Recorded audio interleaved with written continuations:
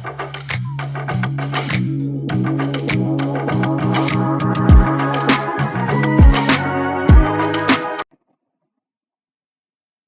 श्री राम।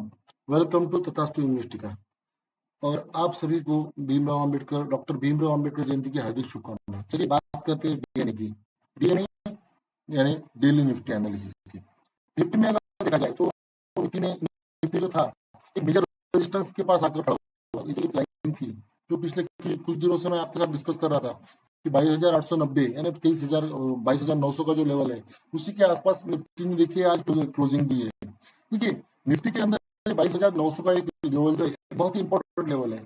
ये एक डू और डाई का लेवल है निफ्टी के लिए। ये लेवल के ऊपर अगर निफ्टी सस्टेन होता है तो मैं यहाँ से लगभग 11% के आसपास निफ्टी में रैली देख रहा हूँ। आप बोलेंगे कि इतना ज्यादा क्यों बोल रहे हो आप, मगर यहाँ से मेरा जो व्यू रहेगा वो लगभग मैं 11% के आसपास की रैली देख रहा हूँ। मगर जो क्रूशियल लेवल के बारे में मैं आपको बता रहा हूँ वो एक साइकोलॉजिकल लेवल 23,000 का होना चाहिए था। मगर निफ्टी का जो बिहेवियर देख रहा हूँ उसके हिसाब से ऐसा लग रहा है कि ये जो लेवल है जो आपको मैंने अभी बोला 22,900 का, ये लेवल बहुत ही ज्यादा इंपॉर्टेंट है। ये लेवल के ऊपर अगर सस्टेन करता है तो निफ्टी लगभग 22,340 और 22,520 तक जाने की, सॉरी 23,340 और 23,540 तक जाने की पॉसिबिलिटीज है। ओके, अब बात करते हैं कुछ लेवल के बारे में। देखिए यहाँ पे निफ्टी का एक जो लेवल था, एक इंपॉर्टेंट लेवल था 700 का। इसके ऊपर निफ्टी ने होल्ड डे कंसोलिडेशन दिया है। ये कंसोलिडेशन दिया है। अब ये कंसोलिडेशन दिया है, अब कल देखिए 3-4 दिन मार्केट को छुट्टी हो गई और कंसोलिडेशन देने के बाद में कल की डेट में पॉसिबिलिटीज ऐसी लग रही है कि निफ्टी ले दे के थोड़ा गैप अप हो जाए, यानी गैप अप हो जाए, यानी लगभग निफ्टी अगर 23,000 के ऊपर ओपन होता है और ऊपर ऊपर ओपन होने के बाद में नीचे अगर यहाँ पर आकर ऐसा सपोर्ट लेता है, यहाँ पे ऊपर आने के बाद नीचे ऐसा सपोर्ट लेता है और ऊपर जाता है, तो ये रैली एक प्रोमिनेंट रैली होगी, एक कंसिडरेबल रैली होगी कि जो एक परफेक्ट कहेगी कि पोटेंशियल है मार्केट में ऊपर जाने का। नीचे के साइड में अगर देखा जाए तो नीचे के साइड में जो लेवल है अपना, जो मैंने लास्ट टाइम आपको बोला था 22,700 के ऊपर एक तो पोजीशन बना के रखिए और 22,500, ये दोनों भी एक इम्पोर्टेंट लेवल है। उसके बाद में एक जो ट्रेंड लाइन आ रही है, ट्रेंड लाइन के बारे में डिस्कस करना भी बहुत जरूरी है। ये जो ट्रेंड लाइन है, देखिए ये ट्रेंड लाइन एक इम्पोर्टेंट ट्रेंड लाइन है जो बड़ी अच्छा खासा रजिस्टेंस का काम कर सकती है। बड़ी दूर से अच्छा खासा रजिस्टेंस मार्केट ने लगभग 3-4 बार उसको ब्रेक करने की कोशिश की है। अगर कल की डेट में मार्केट गैप अप होता है, यानी लगभग अगर मार्केट 23,100 या 23,050 के आसपास अगर 200-250 पॉइंट अगर गैप अप होता है और मार्केट ऑब्वियस थिंग होगी ये ट्रेंड लाइन के ऊपर ओपन हो जाएगा। ट्रेंड लाइन के ऊपर होने की वजह से क्या होगा कि यहाँ पे फिर से गैप तैयार हो जाएगा, यानी लगभग यहाँ पे अगर ओपन हो गया तो यहाँ पे फिर से गैप तैयार हो जाएगा और गैप तैयार हो गया तो फिर से वही गैप फिल करने के लिए मार्केट आएगा। ये अगर गैप होगा और यहाँ पे अगर मार्केट हमको कल की डेट में निफ्टी कंसोलिडेट मिलता है और यहाँ से जब ऊपर जाएगा तो जो मैं आपको बोल रहा हूँ 23,540 और 23,000 लगभग 700 के लेवल, वो लेवल आने की पॉसिबिलिटीज है। अब देखिए, अब टोटल वर्ल्ड के अगर मार्केट को कंसिडर किया जाए, यूरोपियन मार्केट, अमेरिकन मार्केट, उसके बाद में हैंगसेंग और डैक्स कैक्स, इन सबको अगर कंसिडर किया जाए तो ये सभी मार्केट फिलहाल कंसोलिडेशन का फेज दिखा रहे हैं। और ये मार्केट कंसोलिडेशन में अगर रहेंगे, ये सभी मार्केट कंसोलिडेशन में जाने के चांसेस लग रहे हैं। कंसोलिडेशन में अगर गए कैक्स डैक्स सब कुछ, तो क्या होगा कि वर्ल्ड का एक जो मार्केट का जो वर्ल्ड सिनेरियो मार्केट को ऊपर लेके जाने का, वहां से कोई प्रेशर मार्केट पर नहीं रहेगा। यानी वो अगर कंसोलिडेट रहे तो ना तो मार्केट को नीचे नीचे पुश करेंगे ना तो ऊपर पुश करेंगे। मगर क्या होगा कि इंडियन मार्केट में पोटेंशियल बनेगा उनके डोमेस्टिक की वजह से, यानी जो कंपनियों के Q4 के रिजल्ट आएंगे तो Q4 का रिजल्ट अगर अगर पॉजिटिव आना शुरू हो गए तो क्या होगा कि मार्केट में इसका एक सेंटिमेंट गुड बनेगा और गुड सेंटिमेंट की वजह से क्या होगा कि यहाँ से निफ्टी एक ऊपर का मूड बना सकता है ना, ऊपर का व्यू बना सकता है। उसमें क्या हो गया कि टीसीएस की अगर कंसिडरेशन किया जाए ना, Q4 के रिजल्ट में अगर टीसीएस का मेजरली अगर रिजल्ट कंसिडर जाए तो टीसीएस लगभग 4% का जो है, 4% के आसपास का जो टीसीएस का है, 5 से 5.25% टीसीएस ने प्रॉफिट दिखाया है।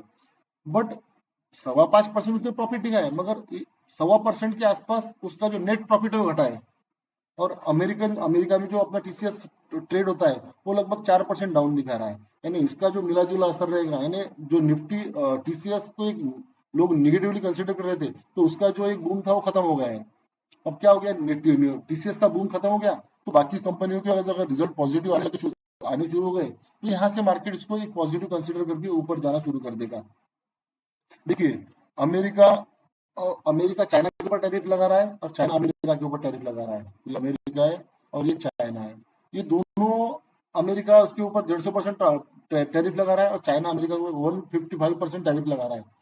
और वर्ल्ड के जो एक ज्ञानी लोग होते हैं जो मार्केट के बारे में व्यू शेयर करते हैं, उन लोगों का कहना है इन दोनों के ट्रेड वॉर के बीच में इसका फायदा इंडिया को होगा। हाँ, इसका फायदा अपने को इनिशियली अभी के अभी मिलने वाला है नहीं, मगर इसका जो फायदा है एक लॉन्ग टर्म में इंडिया को अच्छा खासा ट्रेड वॉर का फायदा होगा और यहाँ से इंडियन मार्केट एक अच्छा खासा पॉजिटिव रैली पकड़ेगा, ऐसा लग रहा है।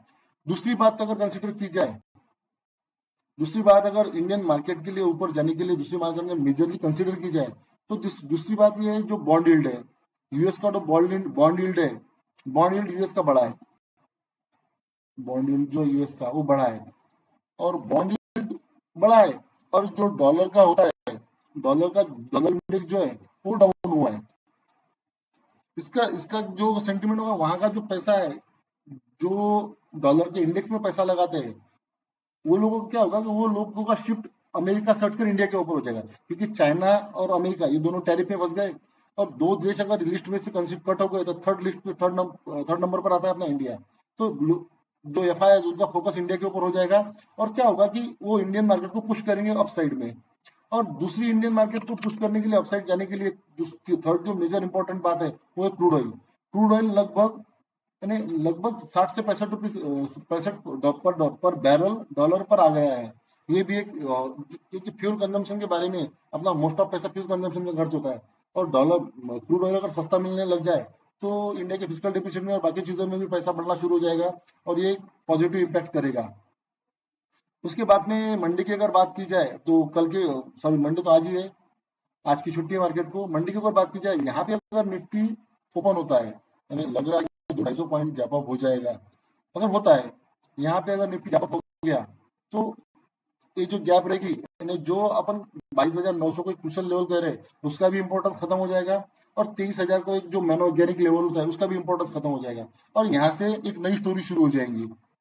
नई स्टोरी शुरू होने की वजह यह है कि ये जो लेवल है इनका इंपॉर्टेंस खत्म हो जाएगा और मार्केट अब ब्रॉड व्यू बना के चलेगा और ऊपर के साइड में जो व्यूज बनेगा वो लगभग एक थोड़ा सा एक लेवल ये वाला इंपॉर्टेंट रहेगा जो लगभग 22,600 के आसपास का है। और मैं बोल रहा हूँ आपको कि 22,200 यानी 22,200 100 22,100 200 के ऊपर अगर निफ्टी सस्टेन करता है, कल की डेट में क्लोजिंग होती है, तो मेरा व्यू यहाँ से जो आज की डेट है यहाँ से मैं 11% का अपसाइड कंसिडर कर रहा हूँ इस मंथ में, 11% उसमें। और बैंक निफ्टी को लगभग मैं 52,000 के आसपास कंसिडर कर रहा हूँ। तो देखिए थोड़ा नजर बना के रखिए और यहाँ से अगर निकलता है तो 23,000 का जो 23,600 का आपको लेवल बोला है मैंने, ये लेवल भी आ सकता है और एक 23,750 ये जो लेवल है इसको भी मार्केट हिट कर सकता है, ये भी पॉसिबिलिटी बन रही है। क्योंकि देखिए जो फेयर था वो अब खत्म हो चुका है, ट्रेड वॉर का मसला खत्म हो चुका है, अब जो कुछ भी है वो इंडियन मार्केट जो है वो अब इसके ऊपर डिपेंड के ऊपर के रिजल्ट के ऊपर रिएक्ट करेगा और लग रहा है कि इंडिया के ऊपर के रिजल्ट अच्छे आएंगे, मार्केट उसको पॉजिटिव लेगा और ऊपर बढ़ेगा। निफ्टी के लेवल्स मैंने जो आपको दिए, आप इसका स्क्रीनशॉट बना के अपने चार्ट पर थोड़ा डिप्लॉय कर दीजिएगा। लेवल बहुत ही इंपॉर्टेंट है, आपके काम में आ सकते हैं ट्रेडिंग के टाइम में। Thanks for watching, please like share subscribe तथा थैंक यू।